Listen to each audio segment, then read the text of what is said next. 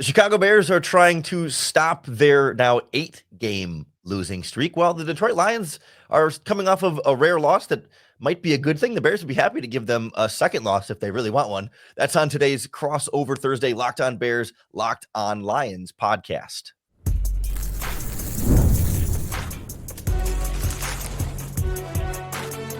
You are Locked On NFL Crossover, part of the Locked On Podcast Network. Your team every day. Welcome into our Crossover Thursday Locked On Bears, Locked On Lions podcast. I'm Lauren Cox from Locked On Bears, alongside Matt Deary from Locked On Lions. Our Crossover Thursday podcast is brought to you by our friends at PrizePicks. Download the PrizePicks app and use our promo code LOCKEDONNFL to win $50 instantly when you play $5. On the show today, we'll go through a really rough Bears losing streak season. We'll go through where the Lions took a brief step back against the Buffalo Bills, but still rolling strong in a potential Super Bowl rematch there. And then go through some keys to victory and biggest storylines as well. But Matt, let's start with the Lions. I heard Dan Campbell say, all things considered, not a bad time to take a loss and kind of reset here to a really good Buffalo Bills team. I'm assuming there's no panic or anything in Detroit about the loss, or do the injuries start to seep in a little bit of doubt? Oh, Lauren, there's panic here. There's a lot of panic here because it's an attrition issue. This isn't about losing faith in Dan Campbell or Ben Johnson or Aaron Glenn or anything like that. It's the fact of the matter. You look at that defense and there's just too many names that nobody knows. When you have got to play Quan Alexander and Jamal Adams and Al-Qadim Muhammad, and there's no knock on those players, but this week Miles Adams is going to have to play. These are all guys that run practice squads of other teams or just weren't on the roster to start the season, which means they weren't good enough for other rosters, the Lions roster. There's just, when you're talking about 16 guys on injured reserve just from the defense, and now this week you lose Aleem McNeil, who's been your best pass rusher and pressures guy. You lose your top cornerback in Carlton Davis, and then you switch to the offense where your guy David Montgomery, who you know very well, will not be able to play in that mud and cold in Soldier Field where he loves to slop. Use a Cosmo Kramer Seinfeld reference. It's rough, and that's what it is. The offense is still there. Goff is still there. Amon-Ra St. Brown. They're going to score some points, but there's just been so much attrition on this defense. They can't afford to lose anybody else. Yeah, how does that sort of shape the Aaron Glenn conversation? I mean, selfishly for Bears fans who maybe he's in the conversation as a potential head coaching candidate, I think part of the thought was, he's doing great with this defense, even with all the injuries. Eventually the injuries get to be too much, but you'd like to see your defensive coordinator keep getting more out of guys. I mean, the last two games have been against the Packers and Bills. Those are pretty darn good offenses. So is there still a feeling like, they can hobble this together? There's only so much he can do. He's done a fantastic job. The defense a couple of weeks ago was a top 10 defense in terms of yards allowed per game. And the scoring defense was also in the top 10. So they were there. But again, when you lose Aiden Hutchinson, you lose Aleem McNeil, you lose Carlton Davis, you lose 4 of your 6 top linebackers. I mean, they had 6 to start the season. Now all they're left with is Jack Campbell and Ben Neiman healthy from the 6 that they had at the start of the year. Kindle Vildor, who you and I talked about 3 weeks ago, is going to have to play a major role. And this was a guy that the Lions had to replace this season and did so with Terrion Arnold, Amik Robertson, and Carlton Davis. But now Vildor was sort of the last corner, made the team, and now he's starting because Rakestraw is on the IR. Davis is out. Khalil Dorsey now is hurt. Emmanuel Mosley, who knows if he'll play. So that's really the issue. I think Aaron Glenn's doing all he can. I think he's scheming it up as best as he can. Guys do have to step up. And there still are some guys in this defense like Zadarius Smith and others that can help and do their thing. But it's just, I don't think it has anything to do with Aaron Glenn. He should be a head coach next year somewhere. He's been terrific. But this is tough to swallow with all these injuries. Yeah, I think it'll be really illustrative to Bears fans when they hear the names Kindle Vildor, and you mentioned Al-Qadim Muhammad earlier. When you have two outcasts from this Bears defense that were not well liked by the fan base, and Detroit has to rely on them, you can find some sympathy there, I think, from Bears fans. Does that mean then the Lions' game plan from here on out is just, we got to outscore you, we're going to shoot you out, and we're going to try and score 42 to your 48, or I guess the other way around, 48 to your 42 last week against the Buffalo Bills? Like, is that Is there any hope for the defense making some stops here and there, or is it just outscore your opponent because you're thinking you're giving up a field goal or a touchdown pretty much every time? Well, Dan Campbell made it a point on Tuesday on local radio here on 97.1 in the morning. He does a weekly hit with the guys there. And he made a point of saying, look, we still have some pretty good players on this defense. Okay. Like they like Levi Onwuzurike and DJ Reader as bookend tackles now with McNeil out. Jack Campbell is a stalwart at middle linebacker. They love their safety still healthy is Kirby Joseph and Brian Branch, who may end up moving a corner. We'll see. Terrion Arnold is still there. So they still have some players there. It's not like the entire defense is wiped out. It's not like 16 of those guys on IR were all starters. But with that being said, I really think the Montgomery loss is huge because that's a guy that controls the football, ball control. You hand it to Monty. You know you're going to get 3 or 4 yards. You know the clock runs. You're in a nice 2nd and 5, 2nd and 6. Now with him out, that means Craig Reynolds kind of gets thrusted into that second running back spot behind Jahmyr Gibbs, who vaults from 2 to 1. Gibbs is phenomenal. And you want him running for 75 yards and a touchdown and out racing the opposition, and the Lions go up 7-0. But you also want some ball control because you just don't trust that your defense needs to be on the field all that much. Offense is going to be fine. I truly believe that. And St. Brown had a huge game the other day against Buffalo. Laporta had his best game of the year, which is a good sign. Those are the two guys that have always been the safety valves for Jared Goff. And oh, by the way, Lauren, the offensive line is healthy. And that's still maybe the best unit on this team. Yeah, I'm assuming you expect that side of the ball is going to be where they lean on there. But I guess if you'd had to find an area on offense that the Bears could try and point to and say, man, like we're looking for something to be able to slow down. I mean, is it because Gibbs is such a good runner, you can't even go to the running game and say, okay, Montgomery means you can't run the ball at all. It's more the ball control style of offense. But like, where do you see any weaknesses across this Lions offense that a team could look at and say, maybe we can try and get them here? Well, I wonder for this weekend. Let's talk about this weekend. I wonder because if you recall last year, and you do, Jared Goff was pressured a ton at Soldier Field. It was cold. It was the same time of year, late December, and they rattled him. And that was probably Goff's worst game a year ago, was that game at Soldier Field. Threw some picks, got sacked, was harassed all day. Montez Sweat was in his face. I'm not sure he's playing this year for the Bears. Come on now. That was a lot of money to give him. I didn't hear his name called a lot the other night, except when he jumped off sides. But seriously, though, I think the Bears should be blitzing. And I think David Montgomery, not only losing him in the run game, but he's a great blitz pickup block guy. That could be a spot maybe where the Bears dial that up a little bit to try to harass Goff. There is that notion out there that Goff can't win in cold weather, which I think is ridiculous because 3 years ago in Green Bay in week 18 at Lambeau, he outdueled Aaron Rodgers in that game. He's won games outside this season too. But that could be a spot where not just losing Montgomery in the run game, but maybe blitz pickup. He was very, very good. But look, this Lions offense is the real deal. And, Tim Patrick as a 3rd or 4th receiver has been phenomenal. Jamison Williams really hasn't been unlocked the last couple of weeks. He's a guy that needs to get going. They've got plenty of weapons there. Yeah, well, this Lions offense is the real deal. We used to think this Bears defense was the real deal, but that hasn't been the case the last couple of weeks. So we'll get into a little bit of what Chicago is dealing with right now, and if they have any hopes of turning things around this week against the first place Detroit Lions, or if this is going to be a 3rd straight embarrassing loss for a team on a massive losing streak. As we continue our crossover Thursday, Locked On Lions, Locked On Bears podcast. This crossover Thursday, Locked On Bears, Locked On Lions podcast is brought to you by our friends at College Football Playoff. It's that time of year. The College Football Playoff is back. And with the newly expanded 12-team format, it's guaranteed to be bigger and better than ever, bringing you all the hard-hitting and high-flying excitement you love. TNT Sports' coverage of the College Football Playoff begins December 21st, starting with the College Football Playoff kickoff show presented by AT&T at 11 a.m. Eastern, 10 o'clock Central Time, leading into our first matchup, the SMU Mustangs battling the Penn State Nittany Lions at noon Eastern, 11 a.m. Central Time. Then the Clemson Tigers look to upset the Texas Longhorns in a showdown at 4 Eastern, 3 Central. Don't miss a moment of the action. Watch the College Football Playoff presented by Allstate live on TNT, True TV, TBS, and Max.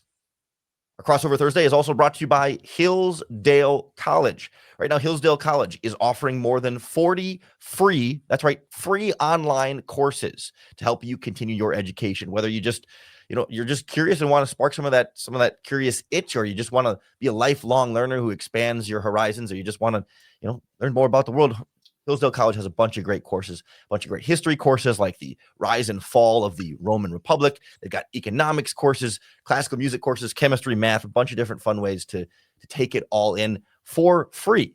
All of Hillsdale's courses are self-paced so that you can start whenever you want and tune in wherever you are. Plus, you can go deeper with readings, quizzes, and discussions, or you can just sit back, enjoy the lectures, and learn.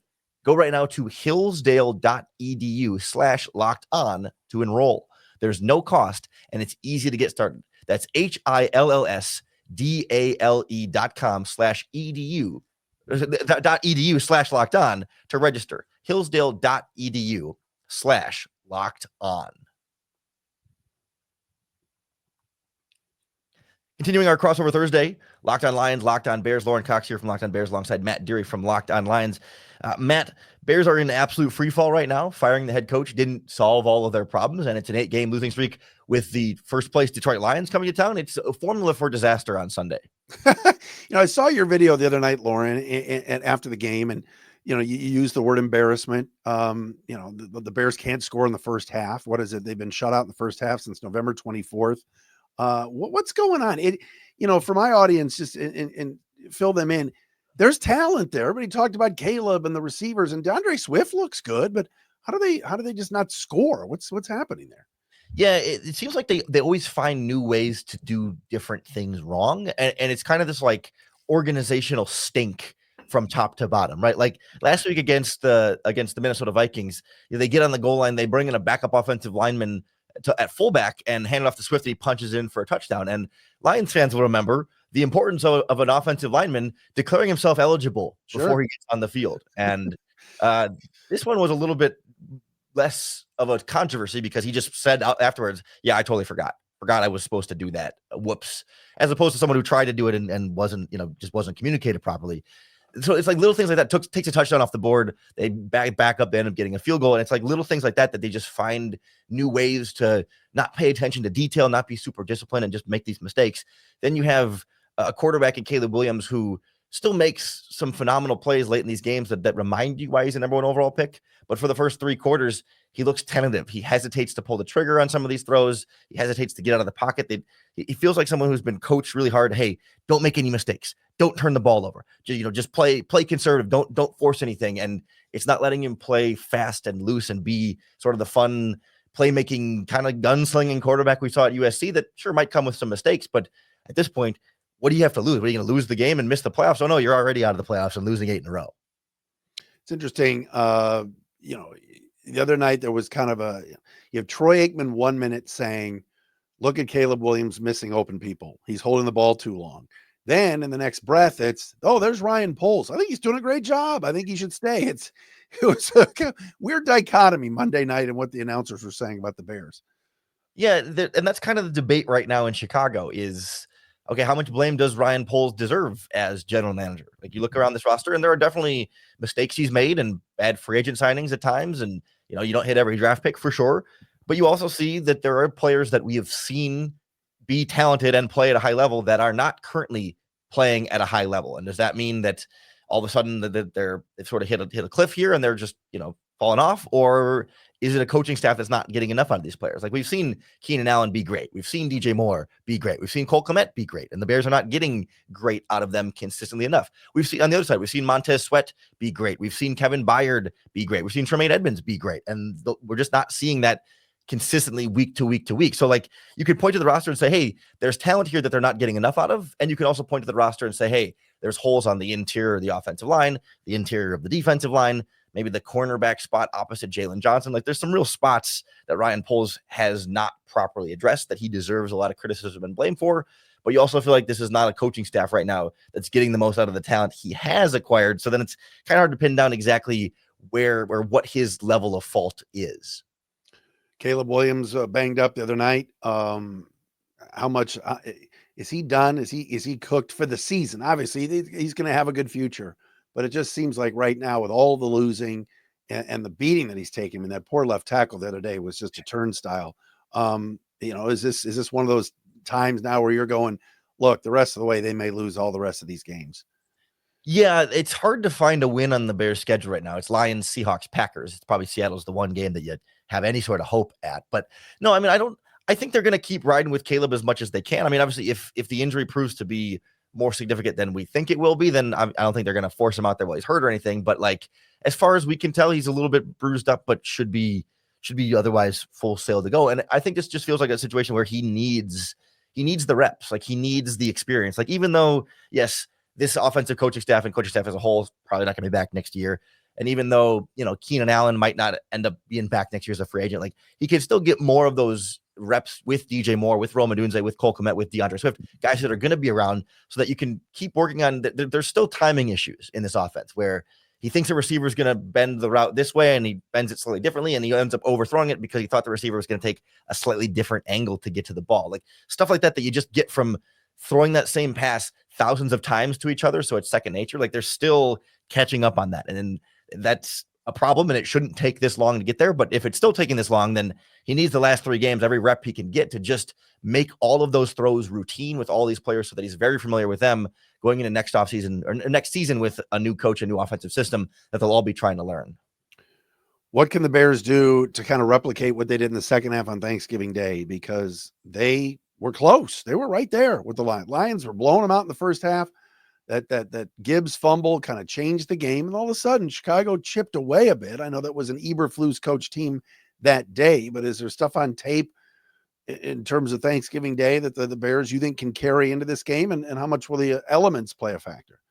Yeah, I think I find myself concerned more about this Bears defense trying to repeat its performance in Detroit as opposed to the offense, right? Like, yeah, the offense has been really bad all season. We kind of know that, but they find a way in the fourth quarter. Like that's been their story pretty much every single week, the last handful of weeks. It just takes a while, and then they find a way to pull off some magic and finally get into a rhythm. And I think sticking with the running game a little bit more has built up that up. But like defensively, they did a great job against Ben Johnson and company in that first Lions game. Relatively speaking, I mean, holding them to 23 points felt like a pretty darn good victory for that side of the ball. But they have completely lost whatever sort of energy and just consistency that they had found earlier in the season. The run defense is atrocious. Gibbs is going to gash them over and over and over again, especially up the middle in the interior. The defense, they've got 2 backup defensive tackles right now. Neither one can hold up in the running game. So the linebacker is so much worse in the run game. They're overrunning gaps and they're not fighting through blocks very well. They're just getting blocked up, and it'll be easy for the Lions to get the running game going. And then pass rush has been okay, but they kind of got a monster game last week from DeMarcus Walker, and every week they're kind of waiting for somebody to step up, and that doesn't happen super consistently. And then Jalen Johnson and Kyler Gordon look like the only 2 players in the secondary who are really locked in and playing well right now. So you got vulnerability at both safety spots and the other cornerback spots of rotation. Like you can Jalen Johnson can take away maybe Amon-Ra St. Brown, but then Laporta is going to go up the middle and do a bunch of damage to them. Like they don't have enough options here defensively to really shut things down. And I think in this game, you're hoping the cold weather is what slows down Goff. And like you said, it's not really that great of a narrative. I watched Goff in person in the rain game against Green Bay. Yeah. He worked his way down and didn't look like the rain was bothering him all that much in that game. So that's where the really big concern is for me. But we can go into some of the key matchups that are going to determine this game and the keys to victory for both teams as we continue our crossover Thursday Locked On Lions, Locked On Bears podcast. Our Crossover Thursday podcast is brought to you by our friends at FanDuel Sportsbook, America's #1 sportsbook. And right now, FanDuel wants to get you started with $150 in bonus bets if you win your first $5 bet. So let's say you want to place a $5 bet on this Bears-Lions game. Right now, the spread on FanDuel is the Lions favored by 6.5 points on the road. The money line, if you want to pick for a Bears upset straight up, it's plus 245. The Lions straight up is minus 300. And the over-under set at this game is 47.5 points. I think they're expecting some bad defenses, but maybe could the weather lean things closer to an under? They have $5 bet on any of those. You hit your bet, you're going to get $150 in bonus bets on top of your winnings. Maybe even in the middle of the game, you get a hunch and you want to check out the latest stats, view live play-by-play, and so much more. You can get it all in the same place where you place those bets. So just visit FanDuel.com to join today and get your $150 in bonus bets with that first $5 bet. That's FanDuel.com. Never waste a hunch and make every moment more with FanDuel, an official sportsbook partner of the NFL.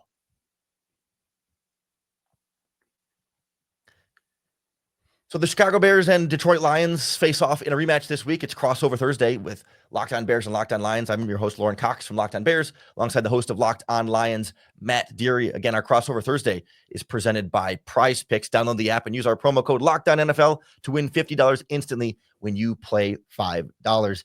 Matt, I feel like the Lions' path to victory here is a little bit more obvious. So maybe we'll start with the Bears here. A couple of things I want to see them do to try and pull off an upset here.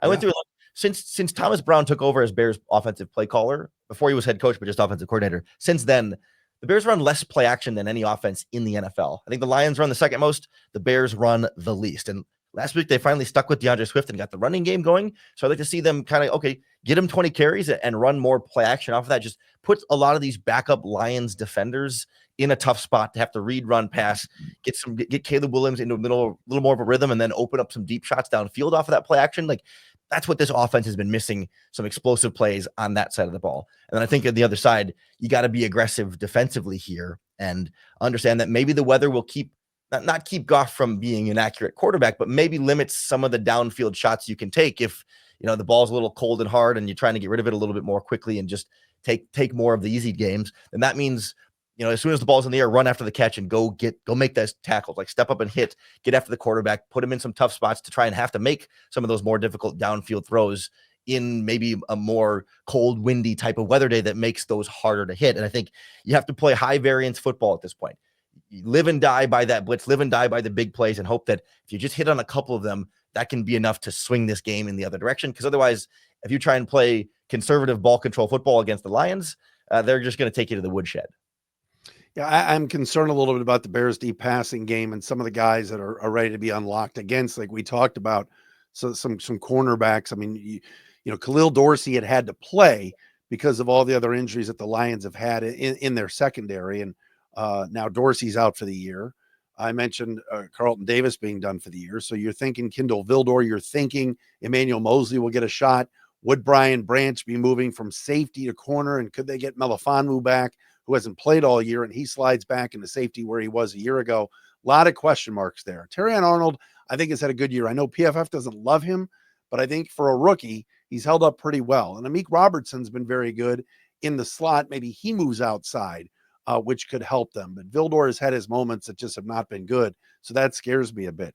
The one other player that I really think needs to be eating for the Lions on Sunday is Zadarius Smith.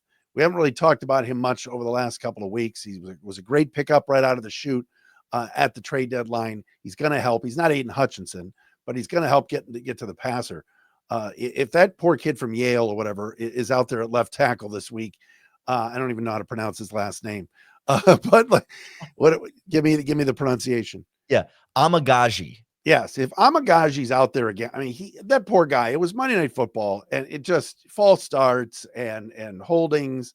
He wasn't ready, and if he's out there at left tackle again this week, if you're Zadarius Smith, you've got to be feasting on that.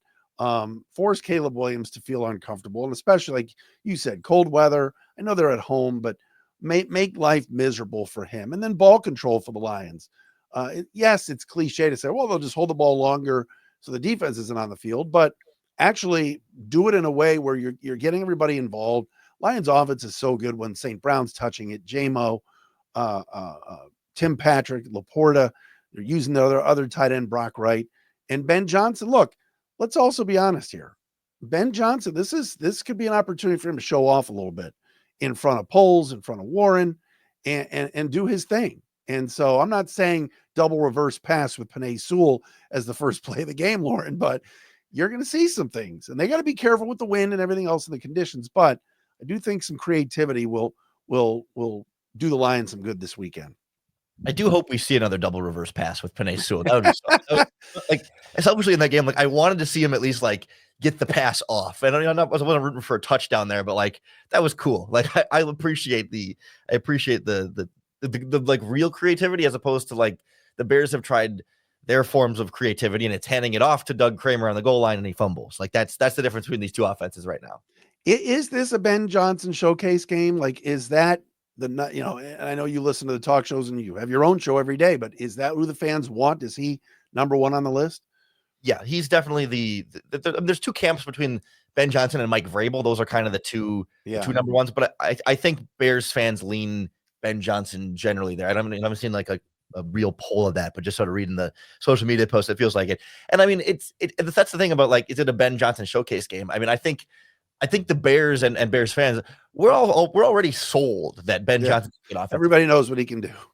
That's not the question, right? The question is, how is he as a head coach? How is he as a leader? How is he going to set the culture of the organization without Dan Campbell, above him, sort of setting the tone in that way? And I don't know that there's anything he can do to showcase that in this game, but another nice reminder of how good his offense is certainly would go a long way. It does seem like this Bears ownership group reacts a little bit to public perception there. I mean, it was the Lions beating them on Thanksgiving and national stage where everyone was talking about it that led them to fire Matt Eberflus for the first time, a coach fired in season, because it was a big national game type of situation. So, if a big game from Ben Johnson can keep rallying the fan base around Ben Johnson, maybe that pushes them a little bit more in that direction. No, I think there's no question about it that everybody knows what he can do, and he's been phenomenal. Ben Johnson has been very picky and he's going to take his time. If that Bears opening, there's obviously been rumors and reports that he wanted the Bears job last year, which wasn't open, but if he feels like Caleb Williams is somebody that he can, put a battery in his back and make him great, he'll go there. But if he also looks up and says, I don't know who's in charge.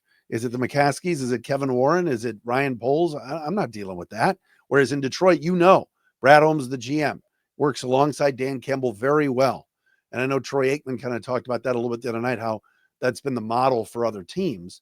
Arizona does it that way with Monty and with Goodwin. So, we'll see. But Ben Johnson could end up staying if there's no openings. And he'll talk to everybody. But if it's not something in his liking, he'll take his time. We've already seen that. I will say there's a group of Bears fans that not only want Ben Johnson, but also want Ray Agnew to take over as GM, have him hire Ben Johnson, and just package deal. And it's amazing that we've reached the point. Like, I think we need to take a minute. Like, it's amazing we've reached the point where grabbing the Lions GM and Lions front office person and Lions coach is the desirable. Like, we want to emulate the Lions process here. Is incredible for how far this team and this organization has come, just from a league-wide perspective. No, it's awesome. And look, Aaron Glenn already is promoting Kelvin Shepard to one day be defensive coordinator in Detroit. If, let's say, AG leaves, or if a team is looking for a defensive coordinator, like you said, the Bears are going to have a whole new staff. Lions have a really, really good coaching staff. And that's the thing that I think can maybe get them through this just gigantic mash unit is, hey, they're 12-2. They control their own destiny, but the coaching staff is really good. And if they can keep it together, maybe still get that 1 seed, it's going to be important. But as you know, Minnesota right on their heels, and certainly Philly's hot. So Lions have to win every game. And I think they'll win this weekend. I think 28-21. I think the Lions will get it done and beat a Bears team that looks like they've got I-94 eyes right now.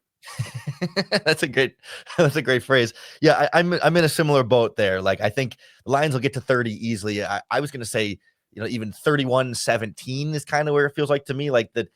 I just don't. Yes, it's going to be cold weather, but I think Ben Johnson's going to eat against this Bears defense that's really struggling. And then the Bears will score a little bit more than they have in recent weeks, get a couple touchdowns maybe, but it's going to be another like too little too late. It might be 17-0 at halftime, and then maybe the Lions take the foot off the gas a little bit. They still score in the second half a couple of times, but the Bears climb back in, and you're like, oh, maybe they got a shot here, but no, not really when it's all said and done.